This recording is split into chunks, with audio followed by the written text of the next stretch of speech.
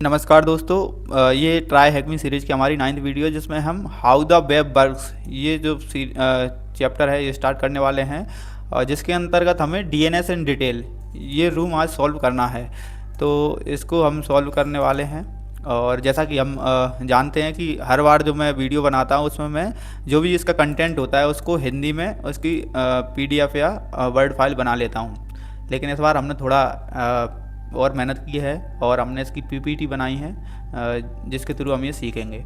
ठीक है, तो ये इसमें व्हाट इज़ डीएनएस और डोमेन नेम हायरार्की, जैसे टॉप लेवल डोमेन क्या होता है, सेकंड लेवल डोमेन और सब डोमेन, इस टाइप से जो भी ये चीज़ें हैं, रिकॉर्ड डीएनएस रिकॉर्ड टाइप और इसके अलावा मेकिंग अ रिक्वेस्ट, ये जो 4 सेक्शन है ये जो हमने अपनी पीपीटी में कवर कर रखा है। चलिए तो अब हम देखते हैं कि डीएनएस क्या है। तो जो डीएनएस का फुल फॉर्म होता है डोमेन नेम सिस्टम होता है, डोमेन नेम सिस्टम। यह इंटरनेट की फ़ोन बुक की तरह काम करता है। अब ये फ़ोन बुक क्यों कहा गया है इसका मतलब समझिए।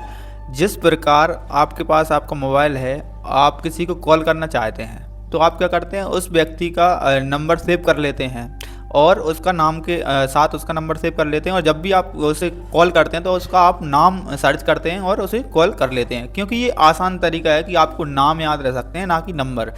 तो बहुत सारे नंबर्स को याद ना रखना पड़े, इसलिए जो डीएनएस है इसकी हमें ज़रूरत पड़ती है। यदि आप हर एक वेबसाइट का नाम याद रखें, नंबर याद रखेंगे, जैसे आईपी एड्रेस जैसे tryhackme.com है, यदि आपको इसका जो आईपी एड्रेस याद रखना पड़े, ऐसे ही हर एक जो वेबसाइट आप यूट्यूब का है या गूगल का है या किसी भी जो वेबसाइट है, ये सबके आपको अगर आईपी एड्रेस याद करना पड़ जाए तो शायद आपको बहुत दिक्कत आएगी किसी भी वेबसाइट को सर्च करने में। लेकिन यदि इनके स्थान पर कोई हमें नाम, जैसे tryhackme.com, google.com, youtube.com, ये जो नाम होते हैं हमें याद रखने में बहुत आसान होते हैं, इस कारण से इनका जो उपयोग है हम करते हैं जिससे कि हम उस वेबसाइट पर पहुंच सकें। इसके बाद डीएनएस की आवश्यकता हमें क्यों पड़ती है। तो डीएनएस की आवश्यकता आप समझ गए कि नंबर याद रखना मुश्किल होता है और उसी कारण से हम जो नाम होता है वो याद रख सकते हैं, इसलिए किसी भी वेबसाइट का नाम याद रखना ज़्यादा आसान है जबकि उसका आईपी एड्रेस याद रखना काफ़ी मुश्किल है। ठीक है, डीएनएस कैसे काम करता है। तो डीएनएस का काम करने का तरीका क्या है कि जैसे ही मान लीजिए आपने कोई tryhackme.com जो वेबसाइट है, इसको आपने tryhackme.com जो वेबसाइट है, tryhackme.com ये जो वेबसाइट है इसे आपने आपके ब्राउज़र पर सर्च किया। ठीक है, तो ब्राउज़र क्या करता है, ब्राउज़र में जो कैश मेमोरी रहती है उसमें इसका आईपी एड्रेस वगैरह सेव होता है। यदि आप बार बार इस साइट पर जाते हैं तो वो वहाँ से जल्दी से आपको उस वेबसाइट पर वहीं के वहीं निकाल कर वो दे देता है। यदि वो कैश मेमोरी में मतलब ब्राउज़र की कैश मेमोरी में ये tryhackme.com का आईपी नहीं है तो ये क्या डीएनएस रिजॉल्वर से पूछता है। अब डीएनएस रिजॉल्वर क्या होता है, तो डीएनएस रिजॉल्वर क्या होता है, जो कि इंटरनेट सर्विस प्रोवाइडर आपका होता है उसके पास ये जो वेबसाइट वगैरह इनकी सबकी जो मेमोरी होती है, सेव होती है कि किस वेबसाइट पर कोई व्यक्ति कितनी बार गया है, इस कारण से वो उनका भी रिकॉर्ड रखते हैं। तो उनकी भी एक प्रकार से कैश मेमोरी जो रहती है उसमें ये सेव होता है। तो यदि आपके ब्राउज़र में सेव नहीं है तो हो सकता है आईएसपी के ब्राउज़र या मतलब जो भी सर्वर है उस पर सेव हो, लेकिन यदि वहाँ पर भी नहीं मिलता तो उसके बाद क्या होता है, उसके बाद होता है कि रूट सर्वर से वो जानकारी पूछी जाती है और रूट सर्वर फिर टीएलडी सर्वर के बारे में बताता है और टीएलडी सर्वर के थ्रू हम अथॉरिटेटिव सर्वर जो होता है उससे आईपी प्राप्त कर लेते हैं। तो ये अभी आपको बिल्कुल समझ नहीं आया होगा कि रूट सर्वर क्या है, टीएलडी सर्वर क्या है, अथॉरिटेटिव सर्वर क्या है। तो ये सब चीज़ें मैं आपको बताने वाला हूँ, लेकिन ये जो तरीका था कैसे काम करता है वो आपको मैंने बता दिया। तो अब आप सोच रहे हैं कि रूट सर्वर क्या होता है, तो इसके लिए हमें डोमेन नेम स्ट्रक्चर पढ़ना पड़ेगा। डीएनएस का डोमेन स्ट्रक्चर क्या होता है इसको आपको समझना पड़ेगा।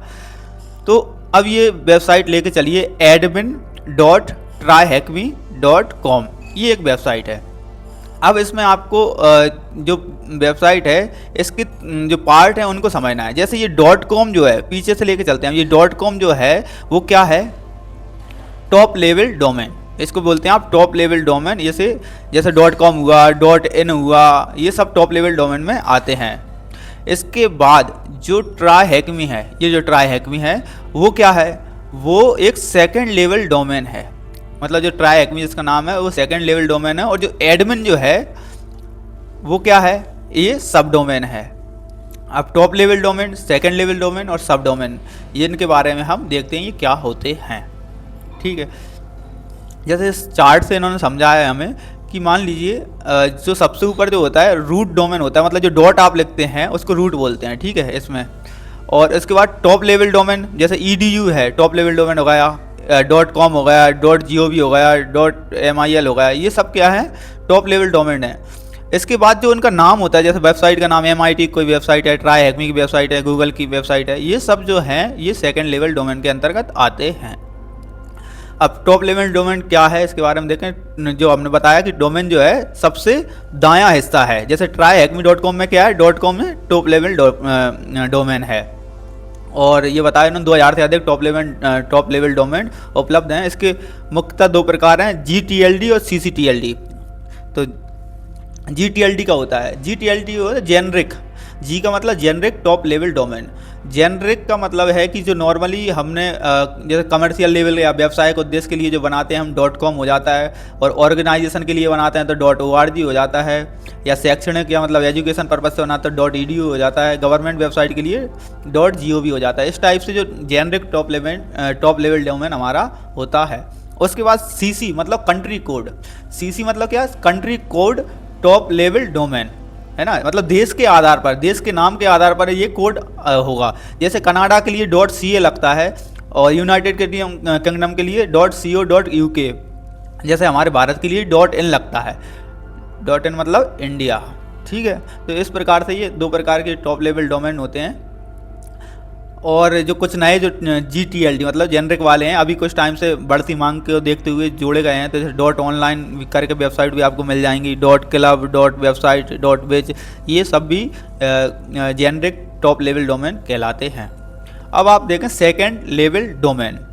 सेकंड लेवल डोमेन क्या है, TLD से पहले का हिस्सा। जैसे मैंने आपको बताया, जैसे tryhackme.com में ये जो .com तो टॉप लेवल डोमेन हो गया, और tryhackme जो है वो क्या है, सेकंड लेवल डोमेन है। ठीक है, अब इसका नियम जो रहता है आप देख लीजिए कि जो सेकंड लेवल जो डोमेन होता है उसमें अधिकतम 63 अक्षर मतलब 63 जो लेटर्स होते हैं वही लिए जा सकते हैं, अधिकतम है। मतलब जैसे tryhackme जो वेबसाइट है अपना जो नाम और भी लंबा अगर रखना चाहे तो कितने 63 लेटर तक वो रख सकती है। और उसमें ये क्या क्या यूज़ कर सकते हैं, A से Z तक है, मतलब A से Z तक, और 0 से 9 और हाइपन, ये जो है कैरेक्टर ये यूज़ कर सकते हैं। इसमें ये बात है कि हाइपन जो है, हाइपन ना तो वो शुरू में होगा और ना समाप्ति में होगा। मतलब स्टार्टिंग में भी ऐसा नहीं कि tryhackme में स्टार्टिंग में आप हाइपन लगा दिया और लास्ट में हाइपन लगा दिया, तो ये पॉसिबल नहीं है। ठीक है, ये सेकंड लेवल डोमेन का नियम है कि 63 जो लेटर हैं होते हैं उसमें मतलब अधिकतम। और इसके अलावा A से Z तक 0 से 9 और हाइपन का उपयोग किया जाता है, और हाइपन स्टार्टिंग में और एंड में नहीं लगता है। अब सब डोमेन क्या है, तो सब डोमेन क्या होगा, इसके बाद जो बचा होगा, जैसे टॉप लेवल डोमेन ये हो गया, इसके बाद सेकंड लेवल डोमेन ये हो गया, इसके बाद जो भी सब डोमेन होंगे, मतलब जो भी जो हिस्सा बचा होगा जैसे एडमिन, ये सब डोमेन कहलाएगा। अगर इससे पहले भी कुछ होता, मान लो नेम होता नेम, तो ये भी सब डोमेन कहलाता। ये सब डोमेन 1, ये 2 और ये 3 इस टाइप से सब डोमेन हो सकते हैं। तो सब डोमेन कितने भी हो सकते हैं, ऐसी कोई लिमिट नहीं है। तो सेकंड लेवल डोमेन के बाईं ओर का जो हिस्सा है, मतलब सेकंड लेवल डोमेन कौन सा अपना tryhackme.com tryhackme है, और इसके बाएं वाला जो हिस्सा है वो क्या कहलाता है, सब डोमेन कहलाता है। सब डोमेन के नियम क्या हैं, सब डोमेन का नियम भी सेकंड लेवल डोमेन के समान है। मतलब उसमें भी 63 जो लेटर हैं वो रहते हैं, और A to Z 0 9 और हाइपन के लिए भी वही नियम रहता है, स्टार्टिंग और एंडिंग में हाइपन नहीं आएगा। और जिसकी कुल लंबाई कितनी 263 लेटर होती है या इससे कम, मतलब हाईएस्ट क्या है 253। अब जो मल्टीपल सब डोमेन, जैसा कि मैंने बताया कि इससे पहले जैसे tryhackme पहले एक जो हो गया, एक ये हो गया, और भी मान लीजिए एडमिन वगैरह या कुछ होता है, तो ये मल्टीपल सब डोमेन्स होते हैं, मतलब सब डोमेन्स ही हैं ये सब। तो ये कितने भी हो सकते हैं, इनका कोई सीमा नहीं होती, ये लिखा है इसमें, कोई इसकी संख्या नहीं होती, सीमित संख्या नहीं है। अब ये जो जैसे इसमें दिख रखा है, जो उदाहरण जो हमें दिया है jupiter.servers.tryhackme.com, तो हमें हमेशा पीछे से स्टार्ट करना है कि .com हो गया, ये क्या हो गया टॉप लेवल डोमेन। उसके बाद ये हो गया सेकंड लेवल डोमेन, इसके बाद जो है ये सब डोमेन, ये फिर दूसरा सब डोमेन। तो ये इस टाइप से आपको याद रखना है कि सब डोमेन हमेशा टॉप सेकंड लेवल डोमेन के बाएं ओर होंगे। ठीक है, जो इसमें देख रहा है जो जुपिटर है ये पहला सब डोमेन हो गया, दूसरा सब डोमेन हो गया सर्वर। तो इस प्रकार से ये सब डोमेन होते हैं, कई कितने भी हो सकते हैं। अब डीएनएस रिकॉर्ड टाइप, ये काफ़ी महत्वपूर्ण है, हैकिंग में इसकी हमें ज़रूरत पड़ती है। ये डीएनएस रिकॉर्ड होते हैं, इसके थ्रू हम काफ़ी चीज़ें पता कर सकते हैं। ये कितने टाइप के होते हैं, जैसे ए रिकॉर्ड हो गया, ए रिकॉर्ड मतलब 4 टाइम ए रिकॉर्ड हो गया, सी नेम रिकॉर्ड हो गया, एमएक्स रिकॉर्ड हो गया, और एक और होता है TXT रिकॉर्ड। ये इन्होंने इसमें लिख नहीं पाए। तो ये जो 5 टाइप के हमारे डीएनएस रिकॉर्ड टाइप्स होते हैं। अब ए रिकॉर्ड क्या होता है, इनके बारे में AA मतलब 4 टाइम ए रिकॉर्ड ये क्या होता है, ये सब हम देखते हैं। ए और 4 टाइम ए रिकॉर्ड्स, ये क्या होता है, जब भी आप कोई वेबसाइट को मतलब सर्च करते हैं तो जो सर्वर होता है, ए सर्वर जो होता है मान लीजिए, तो वो क्या करता है IP वर्जन 4 इसकी जो IP होती है वो शो कराता है। इसके अलावा 4 टाइम जो ए रिकॉर्ड है, मतलब एक प्रकार का कोई सर्वर पर से जो रिकॉर्ड देता है वो IP वर्जन 6 के बारे में आपको बताता है। जैसे मैं आपको एक प्रैक्टिकली एग्जांपल दूं तो हम क्या कर सकते हैं, जैसे NS लुकअप एक हमारा जो सॉफ्टवेयर है या कमांड है इसकी NS लुकअप, ये क्या करता है कि जो आप ये tryhackme.com कोई वेबसाइट है इसके बारे में जिसकी IP पता करने में हमें मदद करता है। जैसे NS लुकअप tryhackme.com ये हमने सर्च किया, इसके बाद इसमें क्या आ गया आपको देखो कि ये देखने को मिल रहा है, ये tryhackme.com है ये वेबसाइट, इसके जो एड्रेस है मतलब IP एड्रेस हैं, ये एक तो ये कौन सा IP एड्रेस होगा, IP वर्जन 6 वाला, जो कि 4 टाइम जो ए लिख रहा था वो उससे प्राप्त हुआ होगा, उस सर्वर से हमें प्राप्त हुआ होगा। इसके अलावा ये जो IP लिख रही हैं इसकी, ये 2 जो IP हैं वो हमें ए रिकॉर्ड जो सर्वर है उससे प्राप्त हुई होंगी। तो इस प्रकार से आप किसी भी जो वेबसाइट है उसकी IP पता कर सकते हैं। उसके लिए क्या NS लुकअप tryhackme.com मतलब उस वेबसाइट का आप नाम लिख दें। ठीक है, इसी प्रकार से अब हमारा जो अगला जो है सी नेम रिकॉर्ड है। अब सी नेम रिकॉर्ड क्या होता है, सी मतलब कैनोनिकल है। मैं आपको बाद में बताऊंगा इसके बारे में कि एक डोमेन का नाम दूसरे डोमेन के नाम से जोड़ना, उस जैसे उसका उपनाम बनाना। जैसे एक प्रकार से मान लो रीडायरेक्शन करना है, मतलब मान लो आप कोई सी वेबसाइट पर जा रहे हैं, जैसे www.example.com, इस वेबसाइट पर आप जा रहे हैं तो आपको ये कहाँ पर पहुँचा देगी, example.com वेबसाइट पर। जैसे हम हमेशा ज़रूरी तो नहीं है कि हम जैसे गूगल टाइप करते हैं tryhackme या कोई सी वेबसाइट मतलब लिखते हैं तो हमेशा हम www लगाते हैं क्या, ऐसा नहीं लगाते, कभी हम www नहीं लगाते। ये ऑटोमेटिक अपने आप हम उसका नाम लिख देते हैं। जैसे google.com लिख दिया तो google.com लिख दिया तो वो जाएगा कहाँ पर, www.google.com। इसी प्रकार से tryhackme लिख दिया तो उसके पहले हम www नहीं लगाते, लेकिन फिर भी वो हमें उसी वेबसाइट पर पहुँचाता है क्योंकि वो सी नेम रिकॉर्ड में उसका नाम इस टाइप से लिखा होता है कि example.com पर यदि कोई आता है तो वो www.example.com पर भेजे, यदि कोई www.example.com पर आता है तो वो example.com पर भेजे, मतलब वाइस वर्सा दोनों पॉसिबल है। अब इस प्रकार से जो tryhackme है इसमें उदाहरण दिया है, जैसे tryhackme की एक वेबसाइट है store.tryhackme.com। ये जो वेबसाइट है इसका जो सी नेम रिकॉर्ड है वो shops.shopify.com है। समझ रहे हैं आप, मान लीजिए इसका जो स्टोर है यहाँ से कोई आपको परचेज करना है, कोई चीज़ परचेज करना है तो वो कौन सी वेबसाइट पर रिडायरेक्ट कर देता है, shops.shopify.com पर, और जबकि वो IP चेंज नहीं होती उसी वेबसाइट पे आपको वो देखने को मिल जाता है। इसका भी मैं आपको उदाहरण देता हूँ कि सी नेम रिकॉर्ड हम कैसे देख सकते हैं NS लुकअप के माध्यम से। तो सी नेम रिकॉर्ड देखने के लिए फिर से हम अपने टर्मिनल पर आ जाते हैं और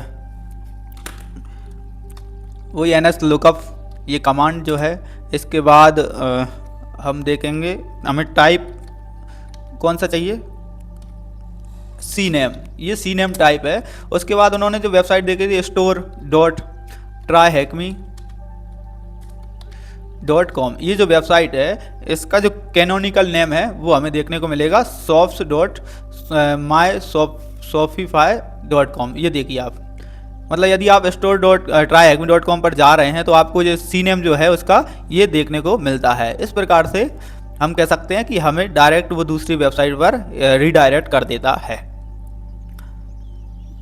तो मैं भी आपको हाल फिलहाल प्रैक्टिकल जो चीज़ें हैं वो भी कर दिखा रहा हूँ, तो काफ़ी महत्वपूर्ण रहेगा ये आपके लिए। बने रहें जब तक वीडियो समाप्त नहीं होती। आपको जो DNS से रिलेटेड जो भी क्वेरीज होंगी वो सभी इसी वीडियो में हम सॉल्व कर लेंगे। अब MX रिकॉर्ड क्या है? Mail exchange record. मतलब कि ये क्या करता है कि जो ये रिकॉर्ड ईमेल के लिए मेल सर्वर बताता है कि कौन सा सर्वर आपके डोमेन के लिए मेल रिसीव करेगा। मान लीजिए ये वेबसाइट है example.com और आप चाहते हैं कि सभी ईमेल जो है mail.example.com सर्वर पर आएँ, तो MX रिकॉर्ड में आपको सेट करना होगा कि मेल कहाँ डिलीवर होगा। एक प्रकार से ऐसे मान लीजिए आप ट्राई हैकमी को या कोई गूगल को आप मेल भेजना चाहते हैं, तो जो गूगल है या ट्राई हैकमी है वो अपना जो मेल है वो किस सर्वर पर चाहते हैं कि वो किस सर्वर पर आए, तो उसके लिए MX रिकॉर्ड लिखना सेट करना होता है। तो इसका भी मैं आपको प्रैक्टिकली एग्जांपल बता देता हूं।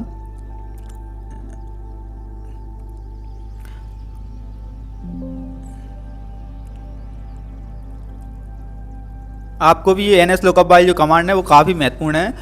जब भी हम कोई वेबसाइट हैक करते हैं या कोई लुकअप करते हैं तो उसके लिए हमें इसकी ज़रूरत पड़ती है, NS लुकअप। उसके बाद हमें क्या करना है, टाइप में हमें कौन सा देखना है, MX रिकॉर्ड है ना, तो MX डाल देंगे। उसके बाद मान लीजिए हम ट्राई हैकमी की देख रहे हैं, tryhackme.com, ठीक है।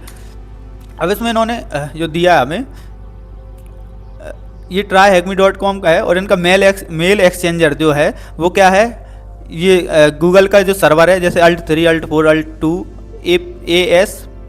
ASPMX.L google.com और ये alt1, मतलब ये प्रेफरेंस दे रखी है। मतलब पहले नंबर की जो दे रखी MX प्रेफरेंस, मतलब सबसे पहले यदि आप कोई मेल भेजेंगे ट्राई हैकमी पर तो सबसे ज़्यादा प्रायोरिटी किसकी रहेगी कि ये जो मेल एक्सचेंजर है ASPMX.L.google.com इस सर्वर पर ये मेल जाएगा। लेकिन यदि मान लीजिए सर्वर डाउन है तो फिर क्या होगा, फिर ये जो प्रेफरेंस जैसे 5 वाली है तो अल्ट मतलब अल्टरनेटिव 1 पर जाएगा या फिर अल्टरनेटिव 2 पर जाएगा, इसके बाद अल्टरनेटिव 3 पर जाएगा, अल्टरनेटिव 4 पर जाएगा।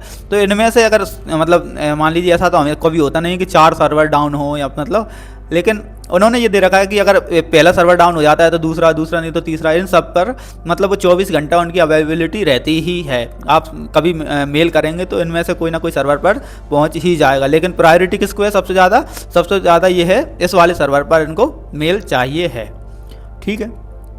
अब इसके बाद जो हमारा नेक्स्ट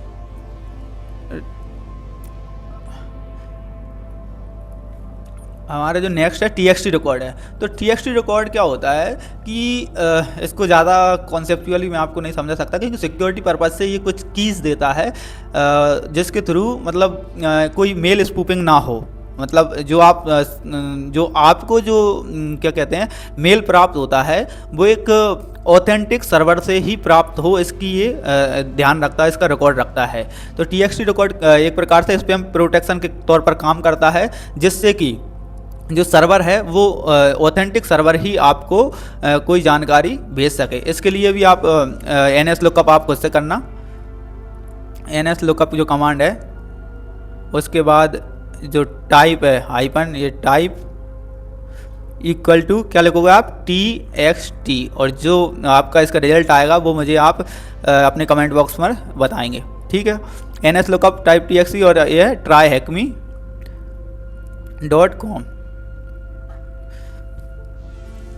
अब हम देखते हैं DNS रिक्वेस्ट कैसे काम करता है। ये मैं पहले आपको बता सकता हूँ, लोकल बता चुका हूँ वैसे भी, कि लोकल जो केस होता है उसमें देखता है, उसके बाद यहाँ मिल गया यदि तो यहीं क्वेरी जो समाप्त हो जाती है और आपको वेबसाइट मिल जाती है। यदि यहाँ नहीं मिलता तो रिकर्सिव DNS सर्वर क्या होता है, वही ISP इंटरनेट सर्विस प्रोवाइडर का जो सर्वर होता है जहाँ से आप इंटरनेट मिलता है आपको, जो ब्रॉडबैंड आपने लगाया जैसे जियो का या एयरटेल का, तो उनके थ्रू आपको रिक्वेस्ट के थ्रू आपको वेबसाइट मिल जाती है। यदि वहाँ से भी नहीं मिलता, ISP की जो कैश मेमोरी है उसमें भी अगर वो नहीं है, वैसे जो लोकप्रिय जो साइट होती हैं अक्सर यहाँ पर मिल जाती हैं। ये देखो आप, इन्होंने लिखा भी है कि जो लोकप्रिय साइट होती हैं वो ISP द्वारा उसकी मतलब सेव रहती हैं उसमें, लेकिन वहाँ पर भी नहीं मिलता तो रूट सर्वर से पूछता है, और रूट सर्वर कहाँ पर पहुँचा देता है हमें, टॉप लेवल डोमेन, और टॉप लेवल सर्वर हमें कहाँ पहुँचाता है,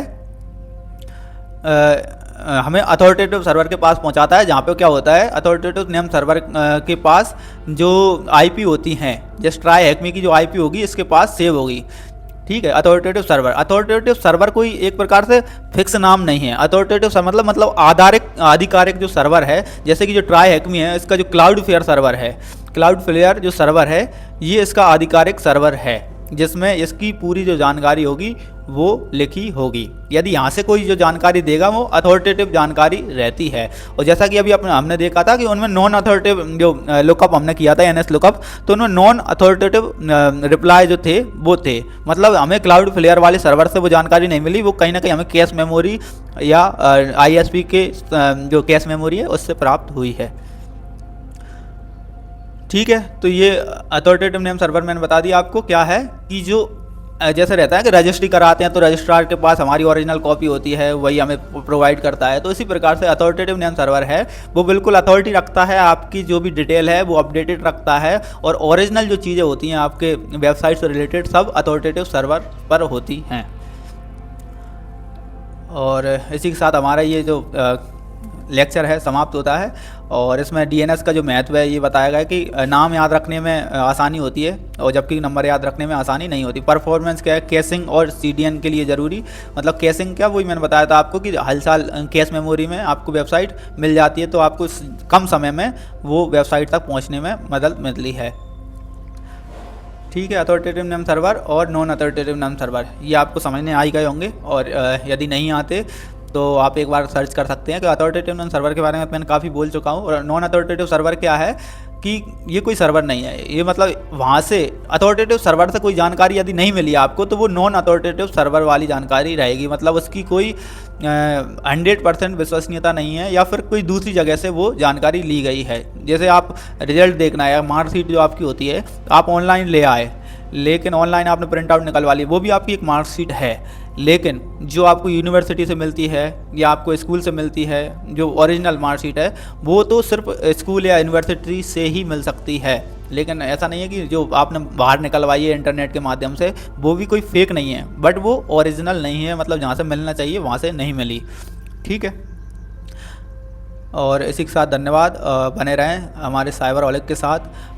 हमारे पास ज़्यादा रिसोर्सेज नहीं है, बट कोशिश करते हैं कि जितना हो सकेगा उतनी जानकारी आपको इस एथिकल हैकिंग से रिलेटेड हम प्रोवाइड कराएंगे। और ये ट्राई हैकमी की सीरीज़ हम लगभग 1 साल तक चलाने की कोशिश करेंगे, जिससे कि जो व्यक्ति प्रीमियम जिसने सब्सक्रिप्शन नहीं ले रखा वो भी जो प्रीमियम सब्सक्रिप्शन की जो नॉलेज है वो गेन कर सके और अपना एथिकल हैकिंग में करियर बना सके। धन्यवाद दोस्तों।